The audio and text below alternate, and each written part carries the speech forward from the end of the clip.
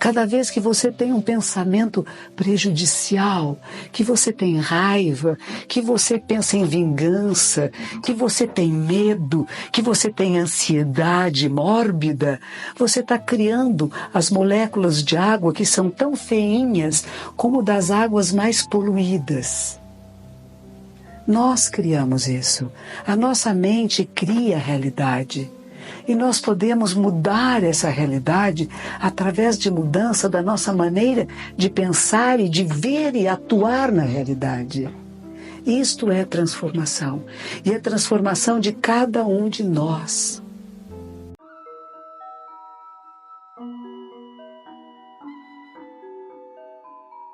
Quando o Papa esteve no Brasil, eu estava no Japão e nós estávamos num hotel à beira do Monte Fuji, uma coisa linda, né? O Monte Fuji maravilhoso, um lago na frente.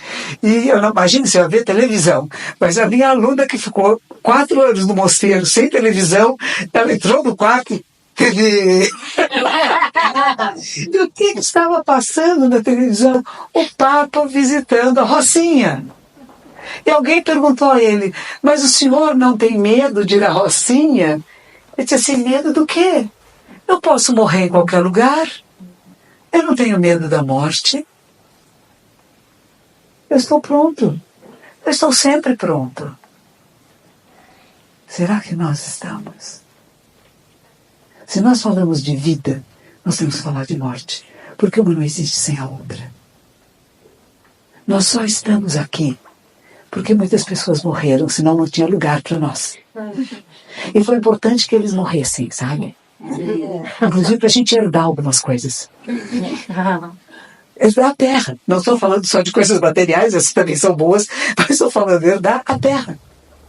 Herdar nosso papel na empresa, no mundo, no Yoga Journal. Nós precisamos dessa renovação, essa transformação incessante para o bebezinho lindo dela nascer. Está lá, gostosinha. E é importante isto. Coisas que a gente não pensa. Falamos de cultura de paz. Como que fomos gerados? Durante o nosso processo de gestação, cada um de nós, fomos amados, desejados, queridos?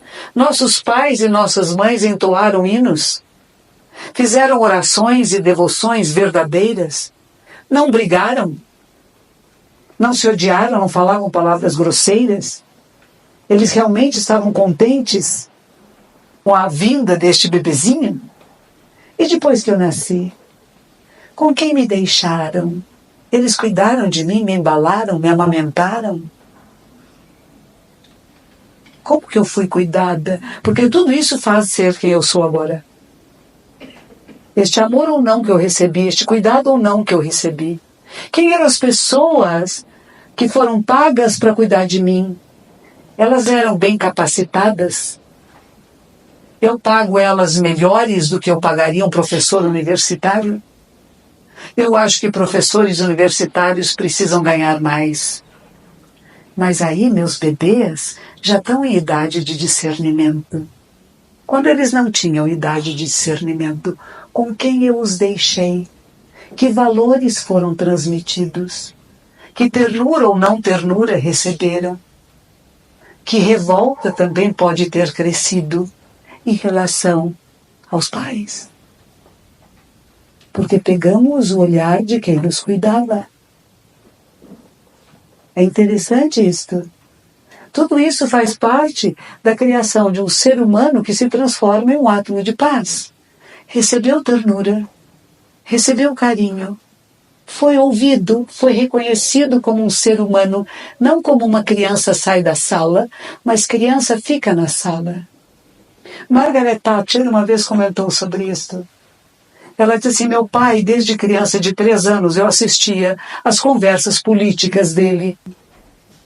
Ele não achava que a conversa política não era para crianças. Se algum político acha que as crianças têm que sair da sala, é melhor ele desistir da política. Porque as conversas têm que ser transparentes. E é isso que faz um ser humano. Não tem nada escondido. Pode ouvir minhas conversas, minhas tramóias, elas são públicas. Porque se existe alguma coisa que a criança não pode ouvir, nós não devíamos fazer.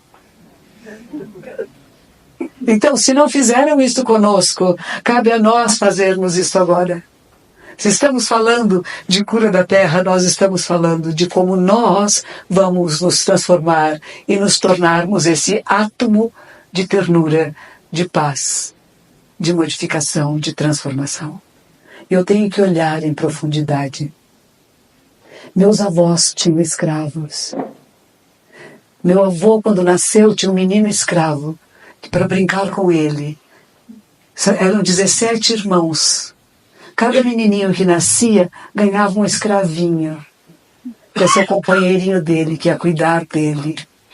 Mas quando teve a abolição da escravatura, a fazenda do meu bisavô, tetravô, não se bem sempre mais, os meninos todos ficaram, os escravos, um foi embora.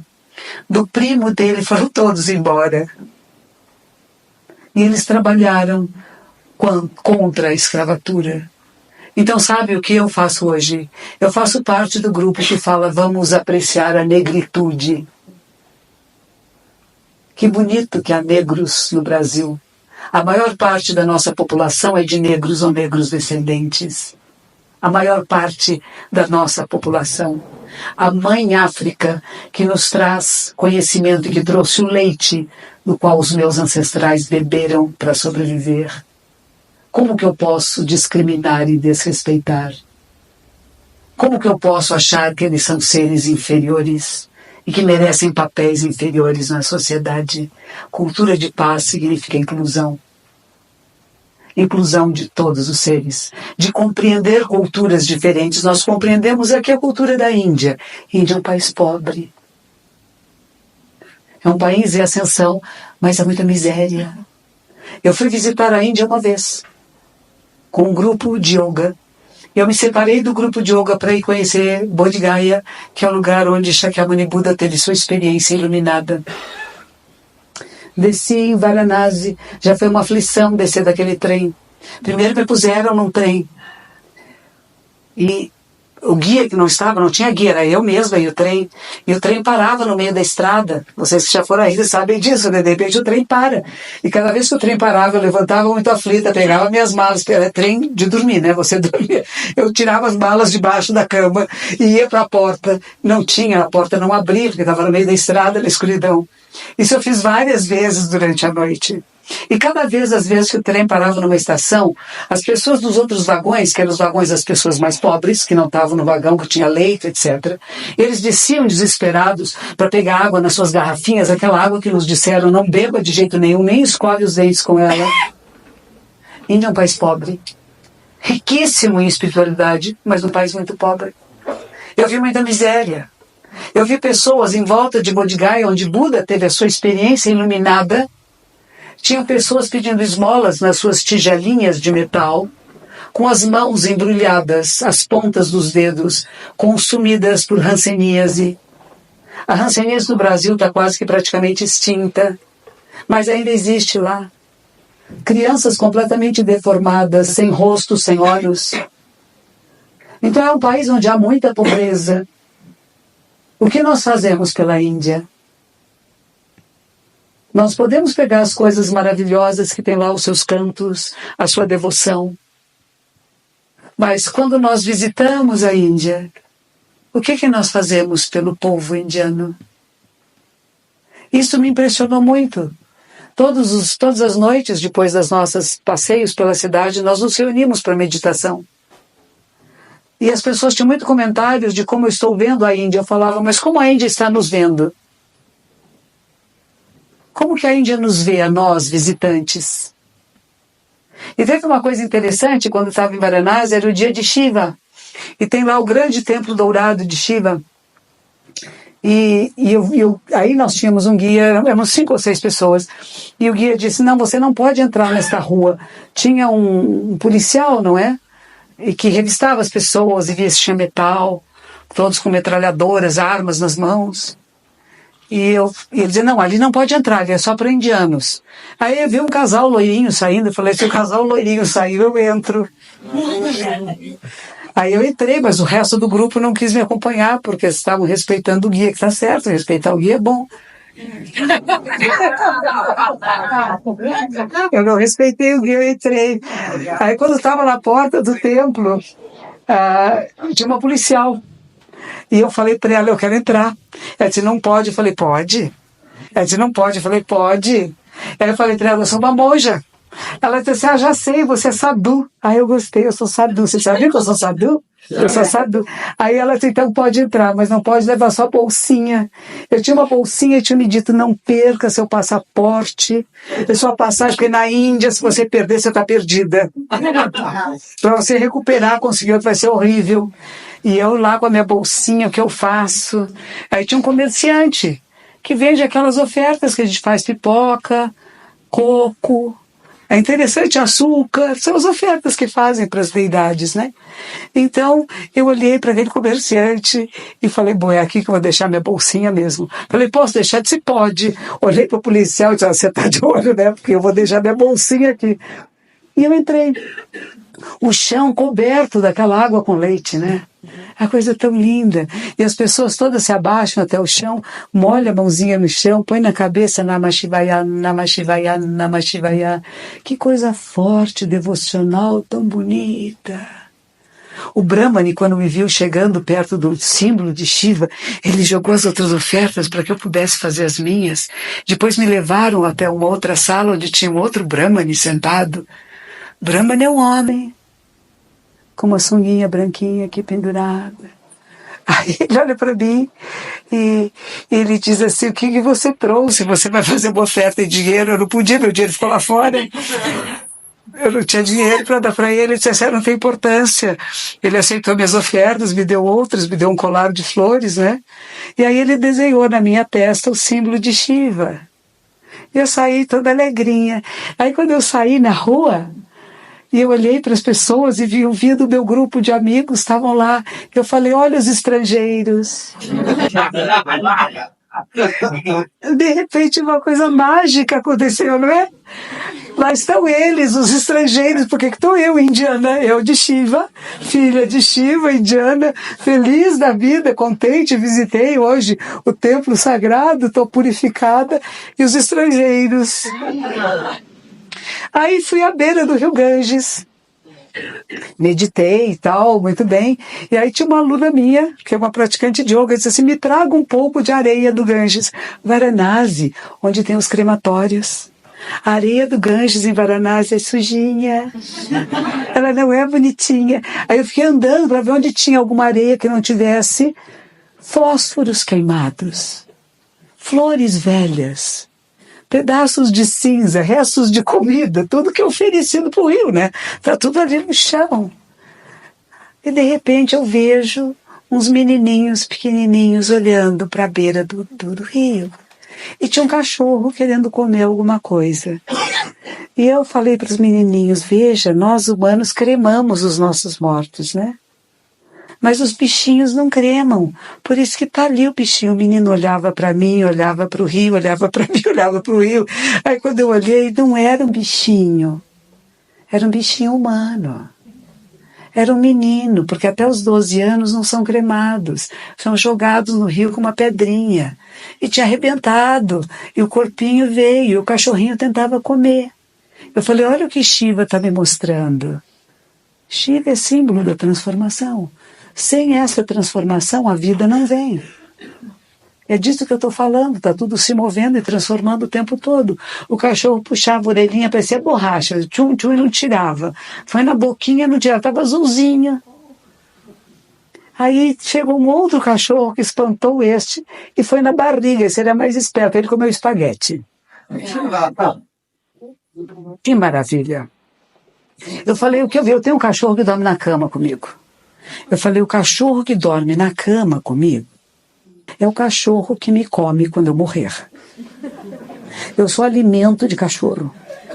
Nunca pensei nisso. Que importante. O que eu vi na Índia, que achei muito importante, era isto. É uma vida muito simples e natural, que você anda por lá. Eu me abaixei para brincar com filhotinhos de cachorro, e as pessoas disseram, ela brinca com cachorro. Não se brinca com cachorro. Nós brincamos, eu cheguei aqui, tinha um cachorro lindo, que acho que se chama Shiva, não é? Depois encontrei Shiva. Eu vi esse cachorro. Me recebeu na porta, tô machucada. Tanto quanto com a perninha machucada. Ele que me recebeu. Mas não é interessante? Porque muda o olhar. O que eu estou dizendo isso, nós temos certos olhares para a realidade e a Índia, ela nos faz mudar esse olhar.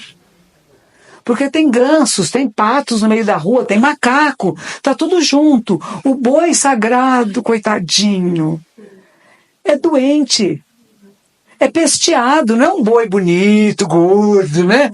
Bem tratado, é boi vira-lata, que come plástico, que vai no lixo. As ruazinhas estreitas, você cuidar para não tropeçar, escorregar. É fascinante ver isso, essa dualidade que está lá, mas quando o seu pensamento e a sua mente rompe essa dualidade, o que eu apreendo disto?